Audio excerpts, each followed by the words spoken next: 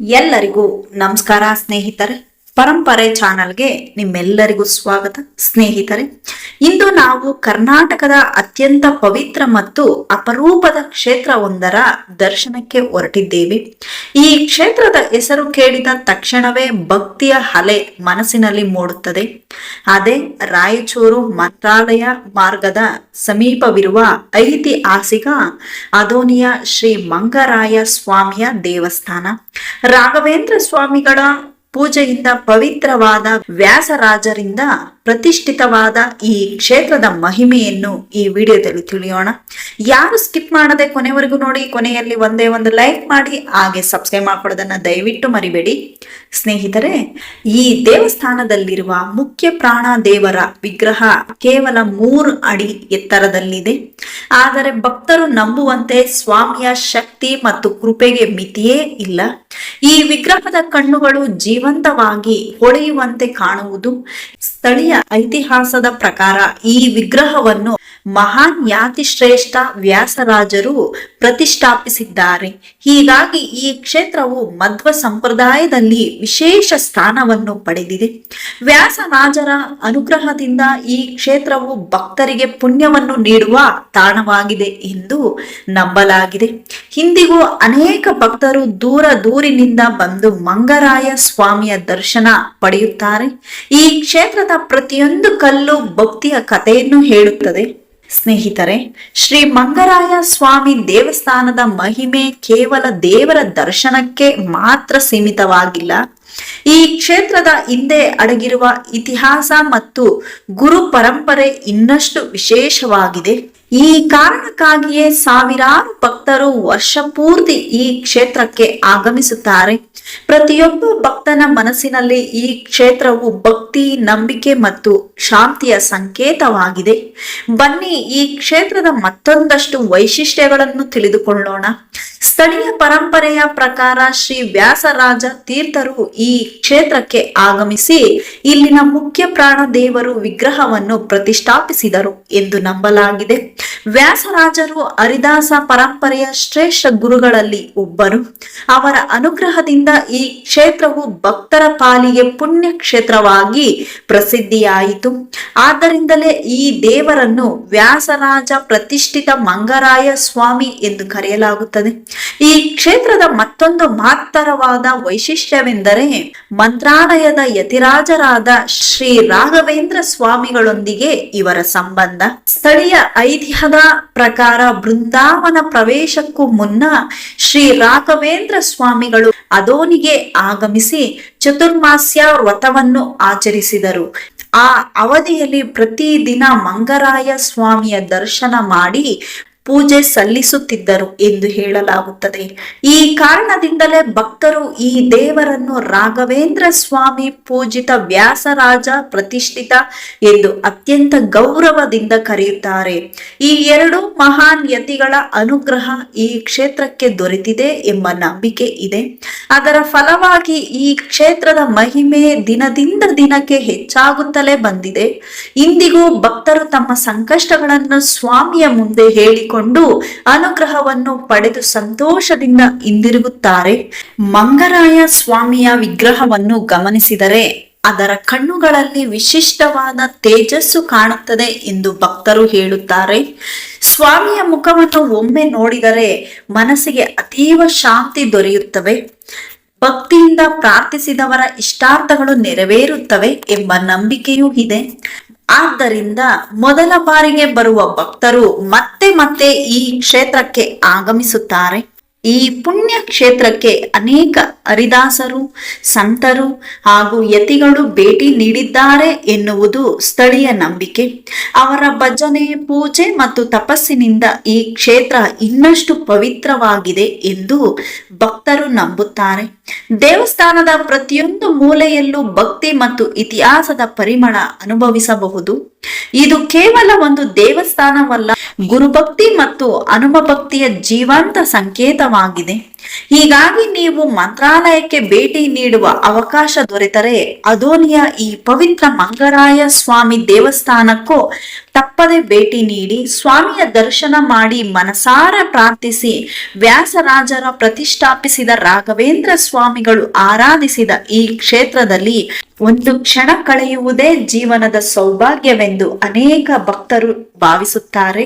ಸ್ನೇಹಿತರೆ, ಶ್ರೀ ಮಂಗರಾಯ ಸ್ವಾಮಿ ದೇವಸ್ಥಾನದ ಮತ್ತೊಂದು ವಿಶೇಷತೆ ಏನೆಂದರೆ ಈ ಕ್ಷೇತ್ರಕ್ಕೆ ಹರಿದಾಸ ಪರಂಪರೆಯೊಂದಿಗೆ ಇರುವ ಅವಿನಾಭಾವ ಸಂಬಂಧ.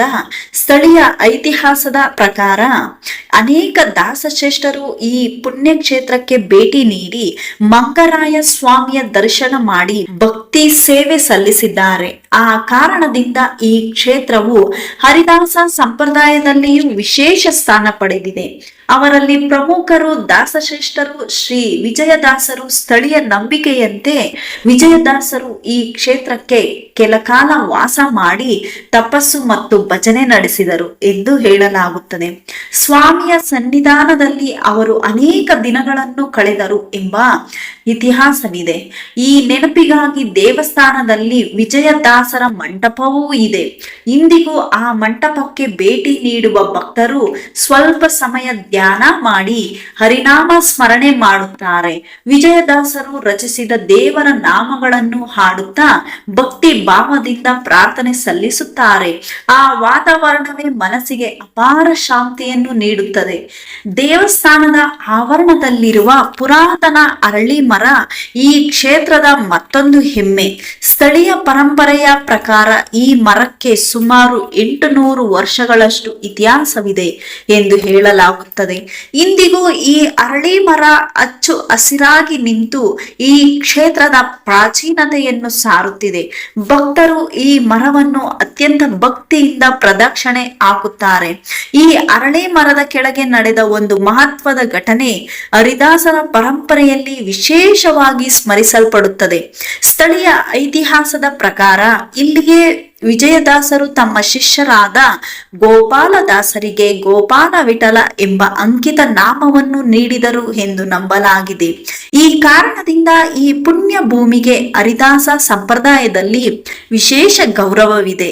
ಇಂದಿಗೂ ಅನೇಕ ಭಕ್ತರು ಆ ಅರಳಿ ಮರದ ನೆರಳಿನಲ್ಲಿ ಕುಳಿತು ಹರಿನಾಮ ಜಪ, ಧ್ಯಾನ ಹಾಗೂ ಪ್ರಾರ್ಥನೆ ಮಾಡುತ್ತಾರೆ.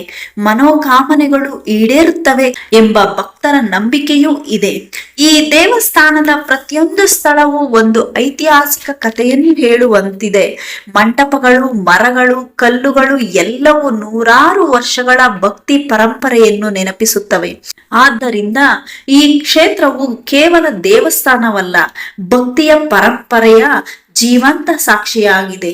ನೀವು ಅದೋನಿಯ ಈ ಪುಣ್ಯ ಕ್ಷೇತ್ರಕ್ಕೆ ಭೇಟಿ ನೀಡಿದಾಗ ಮಂಗರಾಯ ಸ್ವಾಮಿಯ ದರ್ಶನದ ಜೊತೆಗೆ ವಿಜಯದಾಸರ ಮಂಟಪಕ್ಕೂ ತೆರಳಿ ಆ ಪವಿತ್ರ ಅರಳಿ ಮರದ ಬಳಿ ಕೆಲ ಕ್ಷಣ ಧ್ಯಾನ ಮಾಡಿ ಅಲ್ಲಿ ಅನುಭವವಾಗುವ ಶಾಂತಿ ನಿಮ್ಮ ಮನಸ್ಸಿನಲ್ಲಿ ಸದಾ ಉಳಿಯುತ್ತದೆ. ಸ್ನೇಹಿತರೆ, ಶ್ರೀ ಮಂಗರಾಯ ಸ್ವಾಮಿ ದೇವಸ್ಥಾನವು ಕೇವಲ ಭಕ್ತಿಯ ಕೇಂದ್ರವಲ್ಲ, ಇದು ಇತಿಹಾಸ ಮತ್ತು ಸಂಸ್ಕೃತಿಯ ಅಮೂಲ್ಯ ನಿಧಿಯಾಗಿದೆ. ದೇವಸ್ಥಾನದ ಪ್ರತಿಯೊಂದು ಭಾಗದಲ್ಲೂ ವಿಜಯನಗರ ಸಾಮ್ರಾಜ್ಯದ ನೆನಪುಗಳು ಅಡಗಿವೆ. ಈ ಕ್ಷೇತ್ರದ ಬಗ್ಗೆ ತಿಳಿಯುತ್ತಾ ಹೋದಂತೆ ಅದರ ಮಹಿಮೆ ಇನ್ನಷ್ಟು ಸ್ಪಷ್ಟವಾಗುತ್ತಿದೆ. ಬನ್ನಿ, ಈ ಐತಿಹಾಸಿಕ ವೈಭವವನ್ನು ಅರಿಯೋಣ. ದೇವಸ್ಥಾನದ ಒಳಭಾಗದಲ್ಲಿರುವ ಧ್ವಜಸ್ತಂಭ ಭಕ್ತರ ಗಮನವನ್ನು ಸೆಳೆಯುತ್ತದೆ. ಈ ಧ್ವಜಸ್ತಂಭದ ಮೇಲೆ ಕೆತ್ತಲಾಗಿರುವ ಗಂಡ ಬೇರುಂಡ ಚಿಹ್ನೆ ವಿಶೇಷವಾಗಿದೆ. ಗಂಡ ಬೇರುಂಡವು ವಿಜಯನಗರ ಸಾಮ್ರಾಜ್ಯದ ರಾಜ ಲಾಂಛನವೆಂದು ಪ್ರಸಿದ್ಧವಾಗಿದೆ. ಈ ಚಿಹ್ನೆ ಈ ಕ್ಷೇತ್ರಕ್ಕೂ ವಿಜಯನಗರ ಅರಸರಿಗೂ ಇದ್ದ ಸಂಬಂಧವನ್ನು ನೆನಪಿಸುತ್ತದೆ. ಇದನ್ನು ನೋಡಿದಾಗ ಇತಿಹಾಸವೇ ನಮ್ಮ ಮುಂದೆ ಜೀವಂತವಾಗುವ ಅನುಭವವಾಗುತ್ತದೆ. ಸ್ಥಳೀಯ ಇತಿಹಾಸದ ಪ್ರಕಾರ ಇಂದಿನ ಅಂದೋನಿ ಪಟ್ಟಣವನ್ನು ಹಿಂದೆ ಯಾನವಾಚಲ ಎಂದು ಕರೆಯಲಾಗುತ್ತಿತ್ತು. ಈ ಹೆಸರೇ ಇಂದಿಗೂ ಕೇವಲ ಪುರಾತನ ಶ್ಲೋಕಗಳಲ್ಲಿ ಕಾಣಸಿಗುತ್ತದೆ. ಭಕ್ತರು ಭಕ್ತಿ ಭಾವದಿಂದ ಈ ಶ್ಲೋಕವನ್ನು ಪಠಿಸುತ್ತಾರೆ. ಯಾದವಾಚಲ ಎಂಬ ಪುಣ್ಯ ಕ್ಷೇತ್ರದಲ್ಲಿ ವ್ಯಾಸರಾಜರಿಂದ ಪ್ರತಿಷ್ಠಿಸಲ್ಪಟ್ಟ ಎಲ್ಲಾ ಫಲಗಳನ್ನು ಕರುಣಿಸುವ ಶ್ರೀ ಮಂಗರಾಯ ಸ್ವಾಮಿಯನ್ನು ನಾನು ಭಜಿಸುತ್ತೇನೆ ಎಂಬುದು ಈ ಶ್ಲೋಕವನ್ನು ಭಕ್ತಿಯಿಂದ ಪಠಿಸಿದರೆ ಮನಸ್ಸಿಗೆ ನೆಮ್ಮದಿ ಸಿಗುತ್ತದೆ ಎಂದು ಭಕ್ತರು ನಂಬುತ್ತಾರೆ. ಅನೇಕರು ಪ್ರತಿದಿನ ತಮ್ಮ ಪೂಜೆಯಲ್ಲಿ ಇದನ್ನು ಪಠಿಸುತ್ತಾರೆ. ಸ್ಥಳೀಯ ಪರಂಪರೆಯ ಪ್ರಕಾರ ವಿಜಯನಗರ ಸಾಮ್ರಾಜ್ಯದ ಕಾಲದಲ್ಲಿ ಈ ಪ್ರದೇಶಕ್ಕೆ ವಿಶೇಷ ಮಹತ್ವ ದೊರೆಯಿತು.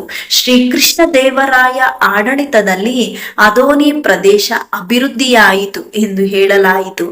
ನಂತರ ತಿರುಮಲ ದೇವರಾಯರ ಕಾಲದಲ್ಲಿ ಈ ದೇವಸ್ಥಾನದ ಜೀರ್ಣೋದ್ಧಾರ ನಡೆಯಿತು ಎಂಬ ಇತಿಹಾಸವೂ ಇದೆ.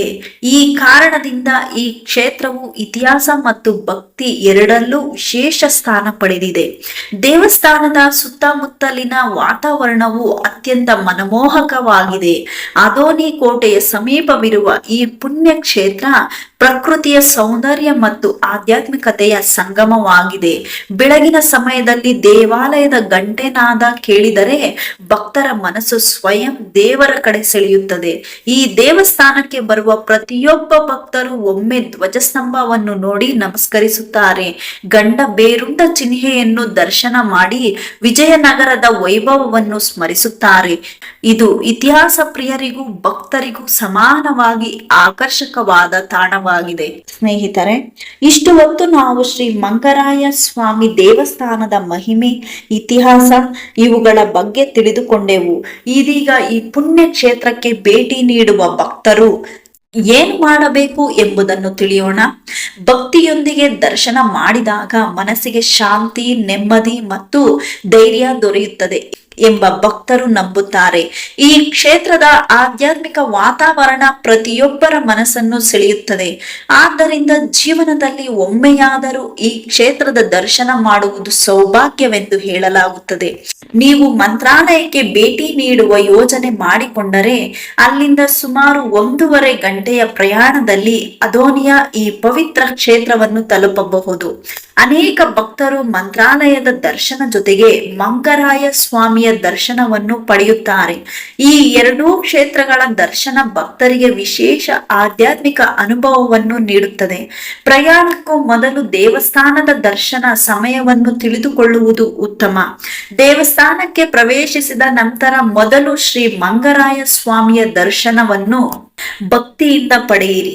ನಂತರ ದೇವಸ್ಥಾನದ ಆವರಣದಲ್ಲಿರುವ ಪುರಾತನ ಅರಳಿ ಮರಕ್ಕೆ ನಮಸ್ಕರಿಸಿ ಸ್ಥಳೀಯ ನಂಬಿಕೆಯಂತೆ ಈ ಮರದ ಕೆಳಗೆ ಪ್ರಾರ್ಥಿಸಿದರೆ ಮನಸ್ಸಿಗೆ ನೆಮ್ಮದಿ ದೊರೆಯುತ್ತದೆ. ಭಕ್ತಿಯಿಂದ ಪ್ರದಕ್ಷಿಣೆ ಹಾಕಿ ದೇವರ ಕೃಪೆಯನ್ನು ಬೇಡಿಕೊಳ್ಳಿ. ನಂತರ ವಿಜಯದಾಸರ ಮಂಟಪಕ್ಕೆ ತೆರಳಿ ಸ್ವಲ್ಪ ಸಮಯ ಧ್ಯಾನದಲ್ಲಿ ಕಳೆಯಿರಿ. ಸಾಧ್ಯವಾದರೆ ವಿಜಯದಾಸರು ರಚಿಸಿದ ದೇವರ ನಾಮಗಳನ್ನು ಹಾಡಿ ಹರಿನಾಮ ಸ್ಮರಣೆ ಮಾಡಿ ಶ್ರೀ ಹರಿಯ ಕೃಪೆಯನ್ನು ಪ್ರಾರ್ಥಿಸಿ. ಆ ಕ್ಷಣಗಳು ನಿಮ್ಮ ಜೀವನದ ಅಮೂಲ್ಯ ನೆನಪುಗಳಾಗಬಹುದು. ಈ ಕ್ಷೇತ್ರವು ಭಕ್ತಿ, ಗುರು ಪರಂಪರೆ, ಹರಿದಾಸ ಸಂಪ್ರದಾಯ ಮತ್ತು ಇತಿಹಾಸದ ಸಂಗಮವಾಗಿದೆ. ವ್ಯಾಸರಾಜರ ಸ್ಮರಣೆ, ರಾಘವೇಂದ್ರ ಸ್ವಾಮಿಗಳ ಸಂಬಂಧ, ವಿಜಯದಾಸರ ನೆನಪು ಇವೆಲ್ಲವೂ ಈ ಕ್ಷೇತ್ರದ ವೈಭವವನ್ನು ಹೆಚ್ಚಿಸುತ್ತವೆ. ಸ್ಥಳೀಯ ಐತಿಹಾಸಿಕ ಈ ಕ್ಷೇತ್ರವನ್ನು ಇನ್ನಷ್ಟು ಪವಿತ್ರವಾಗಿಸುತ್ತದೆ. ಆದ್ದರಿಂದ ಈ ದೇವಾಲಯವು ಭಕ್ತರ ಹೃದಯದಲ್ಲಿ ವಿಶಿಷ್ಟ ಸ್ಥಾನ ಪಡೆದಿದೆ. ಇಲ್ಲಿಗೆ ಬಂದ ಪ್ರತಿಯೊಬ್ಬರು ಮನಸ್ಸಿನಲ್ಲಿ ಭಕ್ತಿಯ ಬೆಳಕನ್ನು ಹೊತ್ತು ಹಿಂದಿರುಗುತ್ತಾರೆ. ಈ ಪವಿತ್ರ ಕ್ಷೇತ್ರಕ್ಕೆ ಭೇಟಿ ನೀಡುವಾಗ ದೇವಾಲಯದ ನಿಯಮಗಳನ್ನು ಪಾಲಿಸಿ ಸ್ವಚ್ಛತೆಯನ್ನು ಕಾಪಾಡಿ ದೇವರ ಸನ್ನಿಧಿಯಲ್ಲಿ ಶಾಂತವಾಗಿ ಪ್ರಾರ್ಥನೆ ಮಾಡಿ ಸ್ಥಳೀಯ ಅರ್ಚಕರು ಮತ್ತು ಸಿಬ್ಬಂದಿಯ ಸೂಚನೆಗಳನ್ನು ಗೌರವಿಸಿ. ಇದರಿಂದ ನಿಮ್ಮ ದರ್ಶನ ಇನ್ನಷ್ಟು ಅರ್ಥಪೂರ್ಣವಾಗುತ್ತದೆ. ಸ್ನೇಹಿತರೆ, ಈ ವಿಡಿಯೋ ನಿಮಗೆ ಇಷ್ಟವಾದರೆ ತಪ್ಪದೆ ಲೈಕ್ ಮಾಡಿ. ಇಂತಹ ಅಪರೂಪದ ದೇವಾಲಯಗಳು, ಕ್ಷೇತ್ರ ಮಹಿಮೆ ಮತ್ತು ಕರ್ನಾಟಕದ ಐತಿಹಾಸಿಕ ಸ್ಥಳಗಳ ಬಗ್ಗೆ ಇನ್ನಷ್ಟು ವಿಡಿಯೋಗಳನ್ನು ನೋಡಲು ಪರಂಪರೆ ಚಾನೆಲ್ ಅನ್ನು ಸಬ್ಸ್ಕ್ರೈಬ್ ಮಾಡಿ. ಈ ಮಾಹಿತಿಯನ್ನು ನಿಮ್ಮ ಕುಟುಂಬದವರು ಮತ್ತು ನಿಮ್ಮ ಸ್ನೇಹಿತರೊಂದಿಗೆ ಹಂಚಿಕೊಳ್ಳಿ. ನಿಮ್ಮ ಅಭಿಪ್ರಾಯವನ್ನು ಕಮೆಂಟ್ ನಲ್ಲಿ ತಿಳಿಸಿ. ಶ್ರೀ ಮಂಗರಾಯ ಸ್ವಾಮಿಯ ಕೃಪೆ ನಿಮ್ಮೆಲ್ಲರ ಮೇಲೆ ಸದಾ ಇರಲಿ. ಜೈ ಶ್ರೀ ಹನುಮಾನ್.